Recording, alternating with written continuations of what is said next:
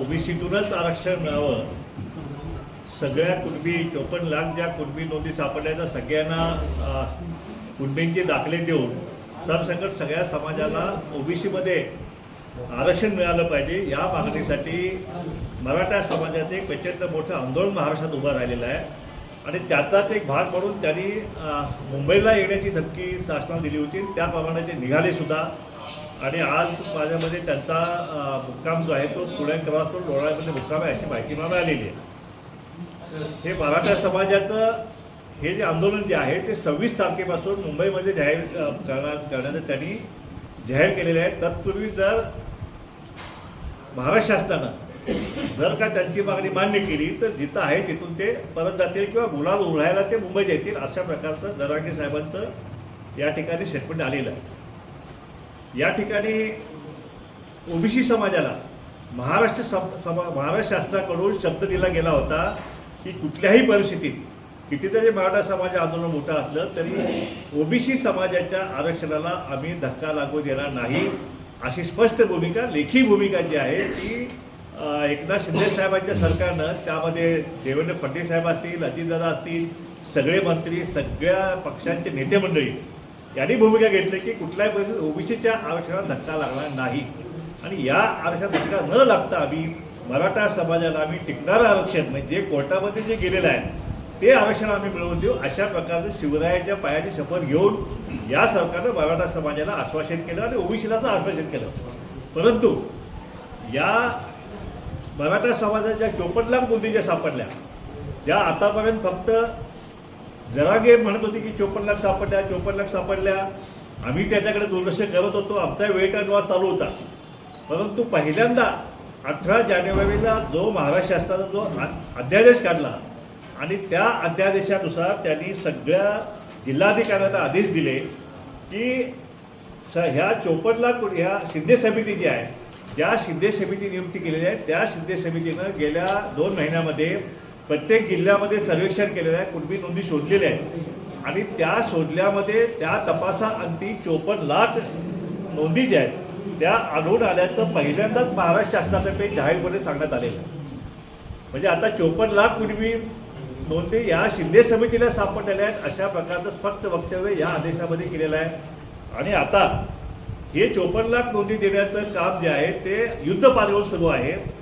कालच माझ्या मते बच्चू आणि कडू त्यांनी विधान केलं माध्यमांमध्ये की त्यापैकी 39 लाख मराठा समाजाला कुणबी नोंदीचं प्रमाणपत्र देऊन झालेलं आहे. म्हणजे आता राहिल्या किती 40 आणि म्हणजे 20-1 लाख काहीतरी राहिले असेल. म्हणजे एकंदरीत काय आहे की ह्या 26 तारखेच्या आतमध्ये या सगळ्या 54 लाख कुणबी नोंदी ज्या आहेत त्या नोंदीचा सगळ्यांना सर्टिफिकेट देण्याचं काम जे आहे ते काम बहुतेक महाराष्ट्र शासन हे पूर्ण करणार असं एकंदर चित्र आहे. त्याचप्रमाणे जर सगळ्या सोयऱ्यांचा जो प्रश्न आहे की तोही ड्राफ्ट जो आहे तो पण ड्राफ्ट त्या दिवशी बच्चू कडू आणि जरांगे आणि ते चिवटे कोणते आहेत त्यांचा तो सुद्धा ड्राफ्ट जो आहे तो फायनल झालेला आहे. सगळे सोयरे म्हणजे कोण, त्यातले रक्तातले पै पाहुणे जे काय असतील ते तो सुद्धा त्यांचा ड्राफ्ट फायनल झालेला आहे. पण 54 लाख नोंदी दिल्याशिवाय आम्ही तो ड्राफ्ट आम्ही मान्य करणार नाही अशा प्रकारची भूमिका जरांगेने घेतल्यामुळं तो ड्राफ्ट अजून सरकारकडून फायनल झालेला नाही, पण तो होणारच आहे. अशा प्रकारे 54 लाख नोंदी त्यांना कुणबी प्रमाणपत्र आणि त्यांच्या सगळ्या सोयऱ्यामध्ये जवळ किमान 5 जरी धरले तरी 2-2.5 कोटी मराठा समाजाला ह्या कुणबी प्रमाणपत्र देऊन ओबीसीमध्ये घालण्याचा जो जरांगेची मागणी आहे ती सरकार पूर्णपणे मान्य करण्याच्या मनस्थितीमध्ये आहे. हा GR काढून महाराष्ट्र शासनाने ओबीसीचा विश्वासघात केला आहे असं आमचा स्पष्ट आरोप महाराष्ट्र शासनावरती आहे. तर त्यांनी आम्हाला आश्वासित केले की आम्ही धक्का लावणार नाही. मग आता ह्या 54 लाख तुम्ही कुणबी त्यांना प्रमाणपत्र देणार सुद्धा त्यांच्या सगळ्या स्वरांना पण देणार आहात, म्हणजे मग राहिलं कोण आता? म्हणजे याचा अर्थ ओबीसीमध्ये मराठा समाज हा स्पष्टपणे या ठिकाणी आल्याचं स्पष्ट होत आहे आणि आम्ही या अशा प्रकारचं हा जो षडयंत्र जे ओबीसीशी केलं गेलं त्याबद्दल आम्ही या महाराष्ट्र शासनाचा आम्ही धिक्कार करत आहे आणि म्हणून या ठिकाणी आम्ही 26 तारखेला जसे जरांगे मुंबईत येणार आहेत त्यांचं आरक्षण घेण्यासाठी, पण आमचं आरक्षण वाचवण्यासाठी जे आहे अजूनसुद्धा वेळ गेलेली नाही. अजूनसुद्धा हे महाराष्ट्र शासन हे अजून थांबवू शकतं आणि म्हणून त्यांचा धिक्कार करण्यासाठी 26 तारखेला या महाराष्ट्रातला समस्त ओबीसी समाज जो आहे तो मुंबईमध्ये धडकून या महाराष्ट्राचा धिक्कार केल्याशिवाय राहणार नाही. आणि त्याचवेळी आमच्या सगळ्या ओबीसीतल्या आमच्या भटक्या मुक्त असतील सगळ्याशी त्याचे याच वेळेला आम्ही सांगितलं डोकं गाडव जे काय त्यांचं साहित्य आहे ते सगळं घेऊन त्या ठिकाणी पोहोचणार आहे. आता आम्ही काल महाराष्ट्राचे उपमुख्यमंत्री अजितदादा पवार यांची भेट घेतली आणि त्यांच्या लक्षात आणून दिलं की तुम्ही 54 लाख कुटुंबी जे आहे हे दाखले आणले कुठून, हे याची स्पष्टता मुळीच नाही आहे. हे जुने दाखले आहेत की नवीन मिळालेले आहेत का 12 सर्टिफिकेट त्यातून मिळालेले आहेत, हे कसे मिळालेले आहेत ह्याच्यात काहीच स्पष्टता नाही. आमची मागणी आम्ही काल मागणी केली की ह्याचं स्पष्टता जी आहे हे सरकारनं ह्याची स्पष्टता केली गेली पाहिजे. की 54 लाख दाखले, आता काल तर आम्ही ऐकतो की 57 लाख झाले, 57 लाख दाखले झाल्याचं आम्ही ऐकतोय. महाराष्ट्राचे जे मुख्य सचिव आहेत त्यांनी स्वतः सांगितलं 57 लाख दाखले झाले. मग आता ह्या 57 लाख दाखल्याचं हे कुठे दाखले झालेलं आहे कुणबी समाजाला, याचाही त्यात अंतर्भूत आहे का?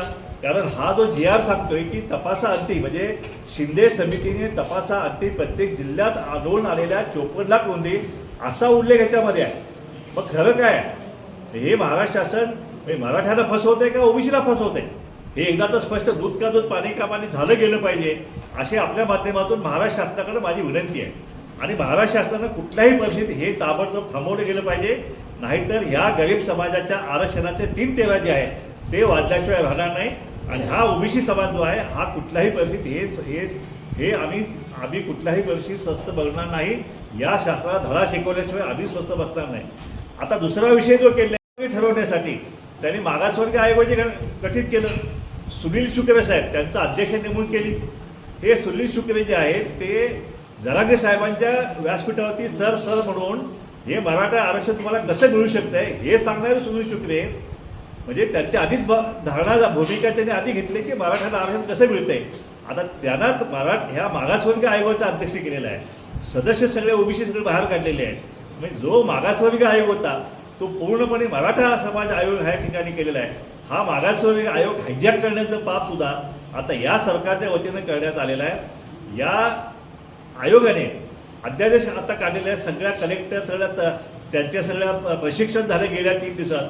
आणि अतिशय धक्कादायक बातमी जी आमच्यापर्यंत आलेली आहे की सगळ्या शिक्षकांना कामाला लावलेलं आहे आणि त्यांना सर्वेक्षण करताना त्या ठिकाणी माहिती घेताना एखाद्या बंगल्यात बसून जरी तुम्ही सर्वेक्षण केलं तरी त्या ठिकाणी आम्ही झोपडीत बसून केलं अशा प्रकारे खोटं त्या ठिकाणी केलेलं आहे.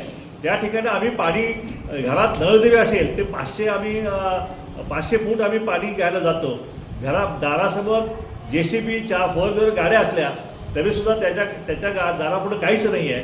अशा प्रकारे सगळं खोटं नाटं सगळं जे आहे सगळे मोलमजुरी करतात. जरी कॉन्ट्रॅक्टर असले मराठा समाजाचे, जरी मोठमोठे शेतकरी असले, धनाढ्य असले तरी त्यांनासुद्धा जे आहे ते की गरीब आहेत आणि मजुरी करतायत अशा प्रकारचं खोटं जे आहे हा सर्वेक्षण सुरू आहे. अशा प्रकारचे सर्वेक्षण जो आहे करून हे महाराष्ट्र शासन जे आहे ते ओबीसीची फसवणूक करत आहे असं नाही, पण मराठा समाजाची सुद्धा ही फसवणूक सुरू आहे.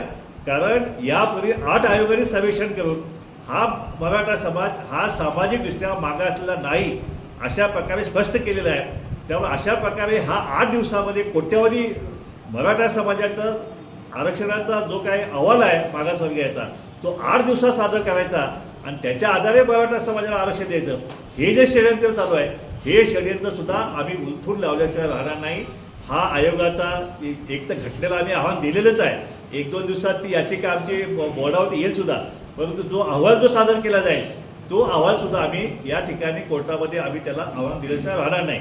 आणि जे शिक्षक किंवा जे शासकीय कर्मचारी अशी खोटी माहिती देऊन जर हा अहवाल हा खोटा अहवाल करण्यास मदत करतील त्यांच्यावर सुद्धा कारवाई करण्याची सुद्धा मागणी जी आहे ते आम्ही करणार आहोत. भले हे सरकार करणार नाही, पण 2024मध्ये ओबीसीचं सरकार या ठिकाणी अस्तित्वात येणार आहे. आणि ते सरकार आल्यानंतर ज्या कोणी कर्मचाऱ्यांनी ज्या कोणी शिक्षकांनी अशी खोटी माहिती देण्यासाठी ज्यांनी मदत केलेली आहे त्यांच्यावरती नक्कीच आम्ही फौजदारी गुन्हे दाखल करू आणि त्या ठिकाणी त्यांच्यावर खटले दाखल करू आणि त्यांच्यावरती कायदेशीर कारवाई जी आहे ती केल्याशिवाय आम्ही सुद्धा स्वस्थ बसणार नाही. माझी आपल्या माध्यमातून सगळ्या कर्मचाऱ्यांना आणि शिक्षकांना विनंती आहे, हात जोडून विनंती आहे की आपण कुठल्याही परिस्थितीत आता खोटा सर्वेक्षण जे आहे अशी खोटे दाखले खोटे रिपोर्ट खोटी माहिती जी आहे ती करून तुम्ही या संविधानाच्या चिंध्या उडवू नका. एवढीच आमची तुम्हाला विनंती आहे. या ठिकाणी आता मुंबईचं आंदोलन जे आहे ते 26 तारखेला आमचंही आंदोलन होणार आहे. आपल्या माध्यमातून माझी विनंती आहे सगळ्या ओबीसी समाजाला की 26 तारखेला कुठल्याही परिस्थितीत त्या ठिकाणी आझाद मैदानाला सगळ्यांनी धडकलं पाहिजे. आणि जर नाही धडकलं तर मग आपल्या पुढच्या भविष्य जे आहे, पुढच्या मुलांचं भविष्य या ठिकाणी उद्ध्वस्त झाल्याशिवाय राहणार नाही.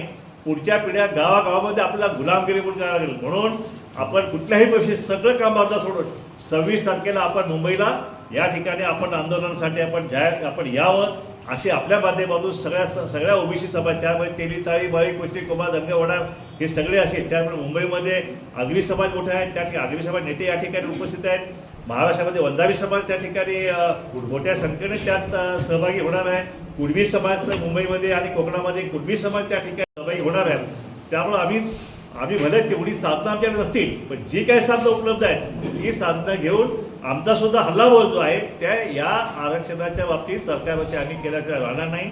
अजूनसुद्धा सरकारला वेळ गेलेला आहे. अजूनसुद्धा त्यांनी हे सगळं थांबवून जे टिकणारं आरक्षण कोर्टामध्ये, आता सगळेच जर तुम्ही मराठ्याला कुणबी दिलं, मग तुमचं हे टिकणारं आरक्षण जे कोर्टामधलं आहे ते घ्यायला खाली मराठा शिल्लक पाहिजे की नाही? कारण आता जर मराठा शिल्लक जर राहिला नसेल, या महाराष्ट्रातून संपूर्ण मराठा जमातच या ठिकाणी नष्ट होण्याच्या मार्गाने सगळेच कुणबी होणार आहेत. जे या आपल्या आर्मीमध्ये मराठा बटालियन आहे त्याचं नामकरण कुणबी बटालियन करावं लागणार आहे. ज्या संघटना मराठा समाज आहेत ते मराठा महासंघाचे कुणबी महासंघ करावं लागणार आहे. त्या ठिकाणी मराठा क्रांती ठोक मोर्चे आहे, त्यांचं सुद्धा नामकरण आता मराठा कुणबी क्रांती मोर्चा ठोक मोर्चा करावं लागणार आहे. त्यामुळे ज्या मराठा समाज संघटना आहेत त्या सगळ्यांना कुणबी समाज संघटना म्हणून करावं लागणार आहे. त्यामुळे हे नामकरण कुणबी होणार आहे. आणि अशा तऱ्हेनं हा जो विषय जो आहे, आणि एकदा ज्यांनी कुणी कुणबीचा दाखला घेतला की त्यांना त्या मराठा समाज बांधवाला पुन्हा EWSचं आरक्षण आयुष्यात कधी मिळणार नाही. त्यानंतर जे काय आता क्युरेटिव्ह पिटिशन आहे, जे शिंदेसाहेबांनी शिवरायाची शपथ घेऊन जे आरक्षण देण्याचं मान्य केलेलं आहे, ते आरक्षणसुद्धा ज्या लोकांनी कुणबी दाखले घेतले आहेत त्यांना ते सुद्धा आरक्षण मिळणार नाही. 40% आरक्षण जे आहे ते सुद्धा मिळणार नाही आहे. जर या ठिकाणी कुणबी दाखले घेऊन कुणबी ओबीसीमध्ये आले, ओबीसीचं आता रोहिणी आयोगाच्या माध्यमातून ते रोहिणी आयोग नेमलेल्या केंद्रानं त्याचा अहवाल सादर झाला आहे आणि त्याच्यामध्ये 9% असं वर्गीकरण करण्यात येणार आहे. आणि जर कुणबी म्हणून मराठा समाज यात आला तर कुठल्या तरी एका 9% त्याला जावं लागेल. आणि त्या 9% जे सध्याचे ओबीसी आहेत त्यांच्यासोबत कॉम्पिटिशन करून त्यांना फक्त 2%पेक्षा जास्त आरक्षण या मराठा समाजाला कुणबी दाखले घेतले तरीसुद्धा मिळणार नाही. कारण आता आमचं हे जे आहे, आमचं जे मेरिट आहे ते आता 96% गेलेलं आहे. ओबीसीचं आरक्षण, ओबीसीच्या विद्यार्थ्यांचं मेरिट 96% गेलेलं आहे. मग आता मराठा समाज सध्या कुणबी जरी झाला तर त्यांना त्या कॉम्पिटिशनवर उतरावं लागेल आहे. म्हणून 2%पेक्षा जास्त होणार नाही. पण कुणबी दाखले घेऊन मराठा समाजाचं जे नुकसान होणार आहे त्याची जबाबदारी कोण घेणार आहे माहीत नाही. त्यामुळं मराठा समाजाचे जे तज्ज्ञ आहेत, अभ्यासक आहेत, त्यांनी याचा विचार करावा. कारण एकदा कुणबी दाखला घेतला की त्या मराठा समाज बांधवाचे परतीचे दोन कापलेले असतील. पुढं दुसरा कुठलाही मार्ग नाही, फक्त कुणबीच म्हणून. कारण once backward is always backward. एकदा बॅकवर्ड झाल्यानंतर पुन्हा जर म्हणा नाही आता आम्हाला ते कुणबी नको, आता आम्हाला पुन्हा मराठा समाज जायचा आहे, तर ते मुळीच शक्य होणार नाही. अशा प्रकारची पद्धत या घटनेमध्ये दिलेली नाही आहे. पण माझी विनंती आहे मराठा समाज बांधवांना सुद्धा की आपण आपल्याला नक्की काय पाहिजे, कुठलं आरक्षण पाहिजे हे आपण नक्की करा. आज सध्या मराठा समाजाला आरक्षण आहे का? तर आहे. घटनात्मक आरक्षण आहे का? ते सुद्धा आहे. तो कुठलं आरक्षण आहे? तर ते त्यांना EWSचं घटनात्मक आरक्षण आहे आणि ते त्यांनी 10%पैकी 8.5% आरक्षण त्यांना मिळालेलं आहे. एकदा कुणबी दाखला झाला की यातलं 1% सुद्धा आरक्षण तुम्हाला घेता येणार नाही. त्या ठिकाणी कुणबी आणि जे मूळ कुणबी आणि बाकी सगळे ओबीसी आहेत त्यांच्यासोबतच तुम्हाला कॉम्पिटिशन करावं लागेल. बाकी राहिला प्रश्न राजकीय आरक्षणाचा जो आहे, मला मान्य आहे की तुम्ही राजकीय आरक्षण सगळं तुम्ही त्या ठिकाणी तुमचे उमेदवार उभा करणार. पण आता गावागावामध्ये ओबीसी आणि सगळे तेलीबाळी, साळी, कुस्ती, कुंभार ह्या सगळ्या भटकेमुक्त बारामतच सगळ्यांना आता त्यांच्या हक्काची जाणीव झालेली आहे. त्यामुळं जरी तुमचे उमेदवार उभा राहिले तर ह्यांचे ओबीसी सुद्धा ते उमेदवार उभा राहतील. आणि संख्या जी आहे 60% संख्या जी आहे, आता एका आमदारांच्या गावात 70% ओबीसी आहे आणि त्या ठिकाणी ओबीसी आता इथून पुढे ओबीसीलाच मतदान करणार आहे. त्यामुळं जरी राजकीय आरक्षणात तुम्ही उभा राहिला तरीसुद्धा तुम्हाला ह्या राजकीय आरक्षणाचा लाभ जो आहे तो घेता येणार नाही. तुम्हाला ओबीसीची कॉम्पिटिशन तुम्हाला करावी लागणार आहे. आणि संख्याबळानुसार ओबीसी आता गावागावामध्ये सुद्धा कुणाला ऐकायचं आहे, तुमचे जिल्हा परिषद असतील, पंचायत समिती सदस्य असतील, त्यामध्ये सुद्धा आता तुम्हाला ओबीसीचेच उमेदवार जे आहेत ते निवडून आलेले दिसतील. यापुढं मात्र आता ह्या सगळ्या निवडणूक प्रक्रियेमध्ये, कारण आता काय झाले, सरकार